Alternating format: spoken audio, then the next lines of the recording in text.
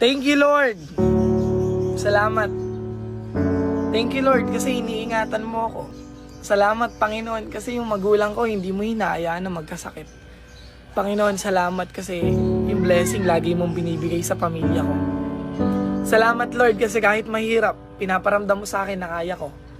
Salamat, Panginoon, kasi sa dinabi-dabi ng problema, bakit ako?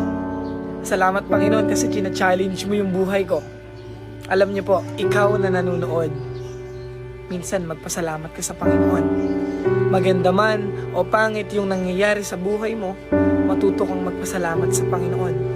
Dahil siya lang naman yung dahilan kung bakit ka matibay, kung bakit ka lumalaban, kung bakit may nakakaharap kang mga problema. China-challenge ka ng Panginoon dahil alam niyang kaya mo. Alam niyang mapagtatagumpayan mo.